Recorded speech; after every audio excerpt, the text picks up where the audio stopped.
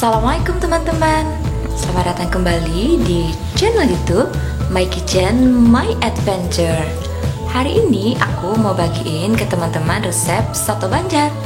Bagi yang udah pernah nyobain soto Banjar ini pasti bakal ketagihan.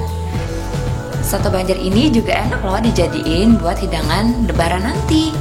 Yuk kita mulai masak. Oh iya teman-teman, jangan lupa ya, tonton videonya sampai habis, soalnya nanti di akhir video akan aku tampilkan rangkuman bahan-bahan dari soto Banjar ini. Langkah pertama, kita belansir ayamnya dulu. Nah, belansir ini gunanya agar amis dari ayamnya itu hilang. Di sini aku pakai ayam ras karena aku kelupaan teman-teman. Seharusnya dia lebih enak itu pakai ayam kampung. Jadi nanti kalau teman-teman mau coba, teman-teman bisa pakai ayam kampung ya. Untuk ayamnya aku pakai setengah ekor.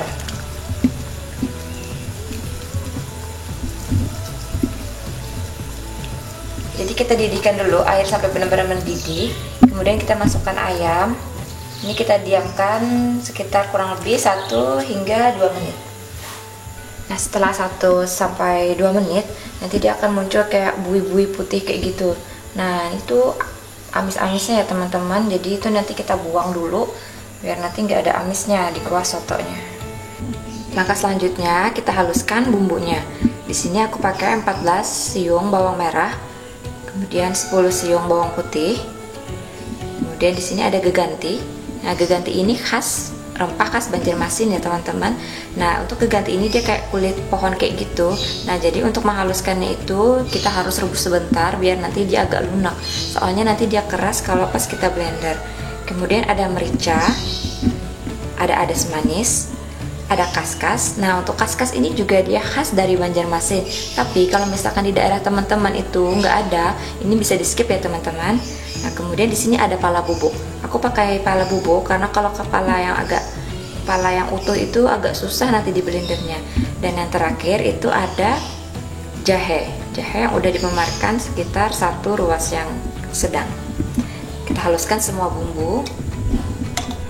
Nah, untuk blendernya aku gunain minyak.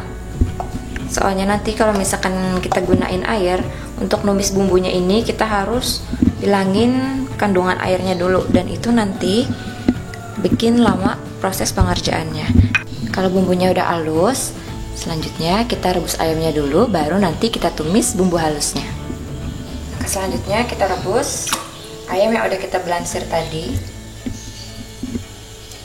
Untuk kali ini kita rebus hingga matang. Nah, bagi teman-teman yang suka ceker, ini juga bisa ditambahkan ceker, dan itu nanti akan makin menambah kaldu dari kuah sotonya.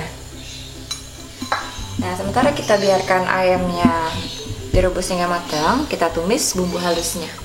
Sekarang kita tumis bumbu halusnya.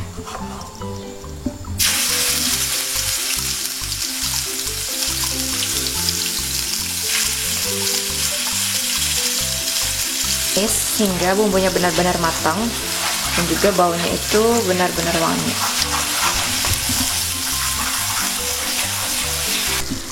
Kalau bumbunya udah matang, selanjutnya kita masukkan bumbu halusnya ke dalam rebusan ayam tadi.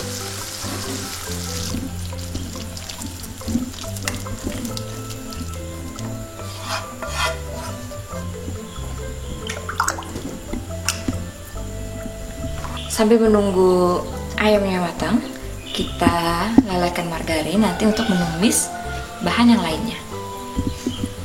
Kalau margarinnya udah cair dan udah panas, kita tumis bawang pre. Nah, bawang pre ini aku pakai 2 batang ukuran agak besar. Kita tumis hingga bawang prenya wangi.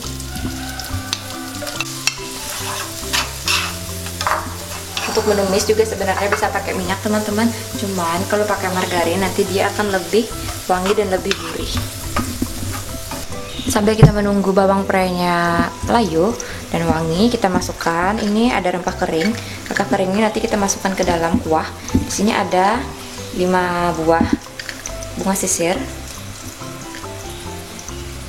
Kemudian ada sekitar 4-5 cm kayu manis.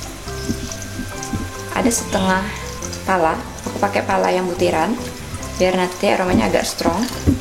Kemudian ada cengkeh 5 buah. Dan yang terakhir itu ada kapulaga. Kapulaga ini udah aku memarkan. Aku pakainya ada 5 buah kapulaga. Nah, nanti untuk rempah kering ini sebenarnya itu bisa langsung dicemplungkan, cuman nanti dia berantakan. Nah, jadi aku bungkus pakai kain seperti ini biar nanti dia nggak berantakan dan nggak kemakan pas lagi kita makan. Soalnya suami aku gitu, dia selalu kemakan kapulaga. Nah, kalau udah layu, bawang prainya kita masukkan ke dalam kuah ayam tadi. Kita masukkan semua bawang prainya. Sebenarnya juga bisa nggak usah ditumis, cuman kalau ditumis seperti ini nanti dia akan lebih wangi. Kemudian kita juga masukkan bahan lainnya, itu ada daun sop atau daun seledri. Ini aku pakai 2 batang. Kita masukkan yang utuh biar nanti aromanya enak, terus juga nanti nggak terlalu berantakan. Sama wortel yang udah aku iris bunga-bunga ya. Kalau teman-teman misalkan nggak mau pakai wortel juga nggak apa-apa. Selanjutnya kita masukkan, jangan lupa rempah keringnya biar nanti aromanya makin menggoda. Oke, selanjutnya kita tumis bawang putih untuk pengeruh kuah sotonya nanti. Nah, untuk bahan pengeruh kuahnya aku pakai bawang putih sekitar 4 siung bawang putih. Nanti kita goreng dulu. Kemudian nanti aku pakai 1 butir telur bebek yang udah direbus. Nanti kita pakai kuningnya aja.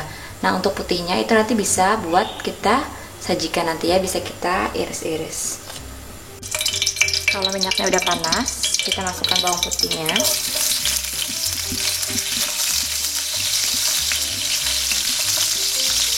Nah, untuk bahan pengaruh ini teman-teman juga bisa sebenarnya pakai susu ataupun kentang yang udah direbus. Tapi kalau menurut aku pakai susu itu nanti dia bikin enak kayak gitu. Jadi aku lebih suka pakai telur bebek seperti ini. Kalau bawangnya udah matang, kita angkat. Nah, nanti kita blender. Ini sebenarnya boleh di blender juga ya teman-temannya, dihaluskan pakai blender sama kuning telur. Tapi di sini aku nggak pakai blender soalnya cuma sedikit, jadi aku pakai ulekan aja. Kita ambil kuningnya aja.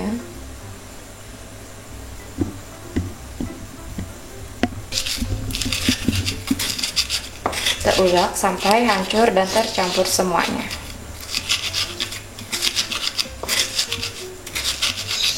Nanti aroma bawang putihnya itu bakal kecium dan ini bakal nambah wangi dari kuah sotonya.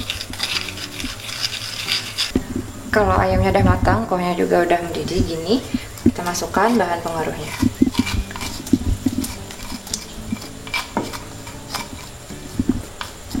Kemudian kita aduk-aduk hingga tercampur rata. Oke teman-teman, ini untuk kuning telur bahan pengaruhnya tadi. Nah, ini sebenarnya itu lebih gampang dicampur air dulu ya sebelum kita masukkan, tapi aku tadi lupa, so I'm so sorry. Kalau nanti teman-teman coba boleh dibaur dulu ya sama air biar nanti nggak susah buat pencet-pencet kayak gini nih. Yang terakhir jangan lupa kita masukkan garam dan juga kaldu ayam atau penyedap.